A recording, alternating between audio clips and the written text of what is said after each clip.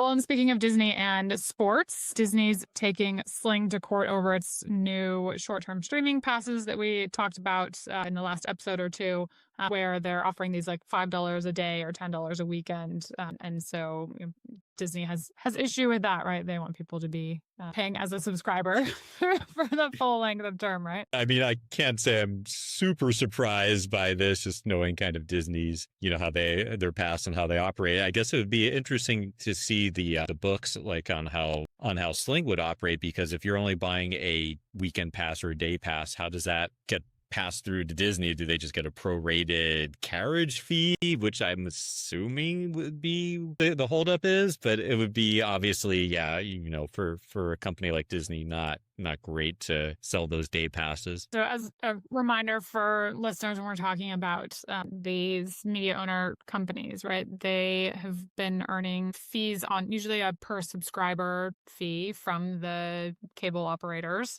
and each of their channels will have that assigned to it, right? And for a lot of these companies, the affiliate fees were significantly larger than advertising, right? This is a big chunk of their revenue. So when you're looking at, and typically cable deals would have been in a year-long contract, right? And so you could calculate and have a reasonable assurance of your subscriber fees and numbers for the year, which is what you're saying then, Jeff, when it goes to a day or a month. How do you prorate that? Is it worth it to the media owner as much as it is to the distributor in that case? And, if you're the media owners, in most cases, as you mentioned, the subscriber fees can easily have the same or more than ad revenue in a lot of these companies.